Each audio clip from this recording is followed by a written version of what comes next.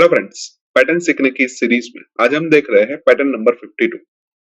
तो उसके लिए सबसे पहले हम सीआर और एससीआर स्टेटमेंट लिख देते हैं ताकि हमें कोई प्रीवियस आउटपुट दिखाई ना दे, और लास्ट में हम गेट सीएच स्टेटमेंट लिख देते हैं। अभी पैटर्न को हम ध्यान से देखें तो उसके अंदर टोटल 9 रोज है और हर एक रो के अंदर डिफरेंट नंबर ऑफ स्टार्स हमें प्रिंट करवाने हैं। लेट अस से रो नंबर 1, 3, 5, 7 एंड 9 के अंदर हमें 9 स्टार प्रिंट करवाने हैं एंड रो नंबर 2, 4, 6 एंड 8 के अंदर हमें 1 स्टार प्रिंट करवाना है। यानी कि हम ऐसा कह सकते हैं कि हमें एक रो के अंदर मैक्सिमम 9 स्टार प्रिंट करवाने हैं, और अगर हम एक स्टार को एक कॉलम के तौर पर ट्रीट करें तो हमें मैक्सिमम 9 कॉलम्स चाहिए। यानी कि हमें इस पूरी पैटर्न को 9 क्रॉस 9 ग्रिड के अंदर प्रिंट करवाने हैं। और पैटर्न के इंट्रोडक्शन के अंदर हमने देखा था कि ग्रिड को कैसे प्रिंट करवाएं। तो उसके लिए हम एक फॉर लूप ले लेते हैं, जिस फॉर लूप के अंदर हम मैसेज के तौर पे लिखते हैं कि i is equals to 1, i less than और equals to 9 and i plus plus, जहां पे i और कुछ नहीं लेकिन रो की वैल्यू रिप्रेजेंट कर रहा है। उसके अंदर हम एक और फॉर लूप ले लेते हैं जहां पे हम मैसेज के तौर पे लिखते हैं कि j is equals to 1, j less than और इक्वल्स टू 9 और j प्लस प्लस, जहां पे j और कुछ नहीं लेकिन कॉलम की वैल्यू रिप्रेजेंट कर रहा है।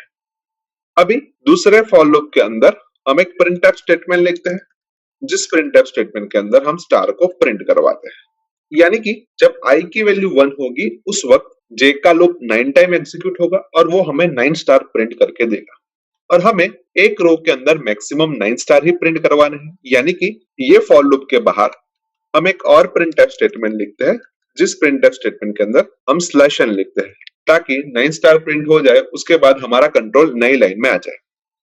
अभी i का लूप टोटल 9 बार एग्जीक्यूट होता है और हर एक बार वो j के लूप को 9 बार एग्जीक्यूट करता है। यानी कि हम ऐसा कह सकते हैं कि j का लूप टोटल 81 टाइम एग्जीक्यूट होगा और वो हमें 81 स्टार 9 क्रॉस 9 ग्रिड के अंदर प्रिंट करके देगा। नाउ लूप के अंदर हमने दो वेरिएबल i और j का यूज किया है, तो हम उसको ऊपर डिक्लेयर कर देते हैं, let us say integer i and j, and then program को टेस्ट कर देते हैं। तो हमें 9 क्रॉस 9 ग्रिड के अंदर सभी जगह पे स्टार प्रिंट होके मिल रहे हैं, जो कि परफेक्टली सही है। पर हमें सभी जगह पे स्टार प्रिंट नहीं करवाने, कुछ जगह पे स्पेस भी प्रिंट करवानी है, तो उसके लिए हमें पैटर्न को फिर से एक बार एनालाइज करना पड़ेगा। सो अभी हमने देखा कि रो की वैल्यू हम i से रिप्रेजेंट कर रहे हैं और कॉलम की वैल्यू हम j से रिप्रेजेंट कर रहे हैं, और हर एक i की कुछ j की वैल्यू के लिए हमें स्टार प्रिंट करवानी है, तो कुछ j की वैल्यू के लिए हमें स्पेस प्रिंट करवानी है। तो लेट अस से हम देख लेते हैं कि कौन सी j की वैल्यू के लिए हमें स्टार प्रिंट करवाना है और कौन सी j की वैल्यू के लिए हमें स्पेस प्रिंट करवानी है। अभी पैटर्न को हम ध्यान से देखें तो i is equals to 1, i is equals to 3, i is equals to 5, i is equals to 7 and i is equals to 9 के लिए हमें सभी j की वैल्यू के लिए स्टार प्रिंट करवाना है। यानी कि जब i की वैल्यू ऑड हो तब हमें स्टार प्रिंट करवाना है। यानी हम सिंपली ऐसा कह सकते हैं कि i को अगर हम 2 से डिवाइड करें और वो अगर हमें रिमाइंडर 1 दे तब हमें स्टार प्रिंट करवाने ही हैं। उसके अलावा जब i की वैल्यू 2 हो तब j इज इक्वल्स टू 1 के लिए हमें स्टार प्रिंट करवाना है। i इज इक्वल्स टू 4 के लिए, j इज इक्वल्स टू 9 के लिए हमें स्टार प्रिंट करवाना है। i इज इक्वल्स टू 6 के लिए, j इज इक्वल्स टू 1 के लिए हमें स्टार प्रिंट करवाना है, और i इज इक्वल्स टू 8 के लिए, j इज इक्वल्स टू 9 के लिए हमें स्टार प्रिंट करवाना है। यानी हम ये चारों स्टेटमेंट को कॉमनली लिखे तो हम कुछ ऐसा लिख सकते हैं कि जब j की वैल्यू x हो तब हमें स्टार प्रिंट करवाना है, अदरवाइज हमें स्पेस प्रिंट करवाना है। तो अब हम ये एक कंडीशन के साथ साथ ये दूसरी कंडीशन रख देते हैं ताकि जब ये दोनों में से कोई भी एक कंडीशन सही हो तब हमें स्टार प्रिंट होके मिले। अभी प्रोग्राम के अंदर हमने दो फॉर लूप लिखे थे, जिसमें से पहला फॉर लूप i यानी कि रो के लिए था एंड दूसरा फॉर लूप j यानी कि कॉलम के लिए था, और दूसरे फॉर लूप के अंदर हमने एक प्रिंटफ स्टेटमेंट लिखा था, जिस प्रिंटफ स्टेटमेंट के अंदर हमने स्टार को प्रिंट करवाया था। यानी कि ये पूरा स्ट्रक्चर हमें 9 क्रॉस 9 ग्रिड के अंदर स्टार प्रिंट करके दे रहा था। लेकिन अभी अभी हमने दो कंडीशन आइडेंटिफाई की, और अगर वो दोनों कंडीशन सही होती है तभी हमें स्टार को प्रिंट करवाना है। यानी कि इस प्रिंटफ स्टेटमेंट को हम इफ ब्लॉक के अंदर लिख देते हैं और जो दोनों कंडीशन हमने आइडेंटिफाई की वो यहाँ पे रख देते हैं। यानी कि आई मॉड्यूल 2 इक्वल्स टू 1 या फिर j is equals to x।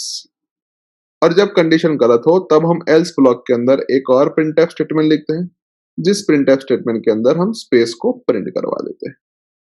अभी यहाँ पे जो x की वैल्यू है वो i की वैल्यू के ऊपर डिपेंडेंट है।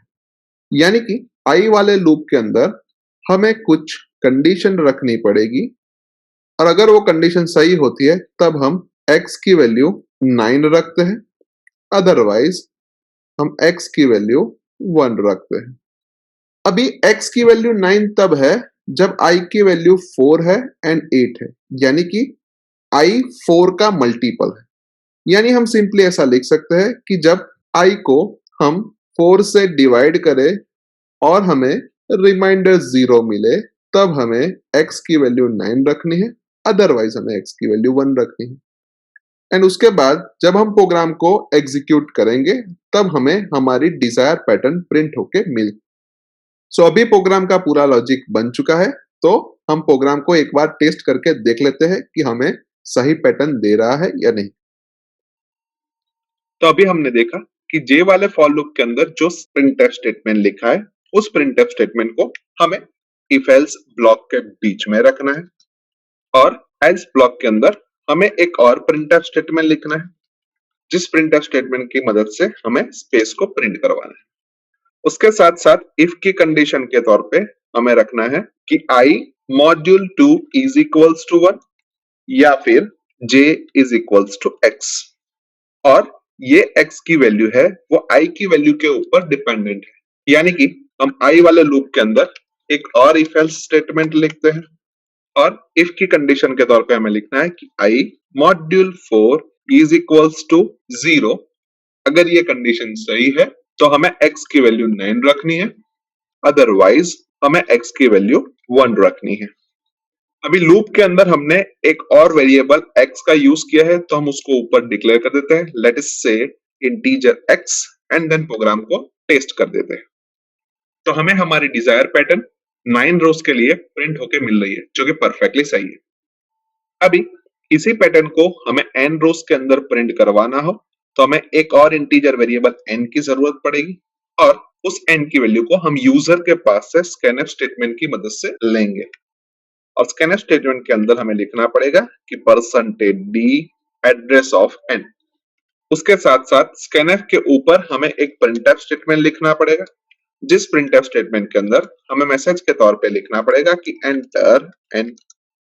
अभी लूप के अंदर भी हमें n रोज के हिसाब से चेंज करना पड़ेगा, तो हम i लेस देन और इक्वल्स टू 9 को i लेस देन और इक्वल्स टू n कर देते हैं, x इज इक्वल्स टू 9 को x is equals to n कर देते हैं, j लेस देन और इक्वल्स टू 9 को j लेस देन और इक्वल्स टू n कर देते हैं एंड देन प्रोग्राम को टेस्ट कर देते हैं। जहां पे मैं n की वैल्यू 9 इंसर्ट कर रहा हूं तो हमें हमारी पैटर्न 9 रोज के लिए प्रिंट होके मिल रही है, जो कि परफेक्टली सही है। एक और बार प्रोग्राम को टेस्ट करते हैं, जहां पे मैं n की वैल्यू 12 इंसर्ट कर रहा हूं तो हमें हमारी पैटर्न 12 रोज के अंदर प्रिंट होके मिल रही है, जो कि परफेक्टली सही है। यानी कि हम ऐसा कह सकते हैं कि इस प्रोग्राम के थ्रू हम पैटर्न नंबर 52 को n रोज के अंदर इजीली प्रिंट करवा सकते हैं। सो आई होप कि आपको इस प्रोग्राम के अंदर अच्छी तरीके से समझ आ चुकी होगी।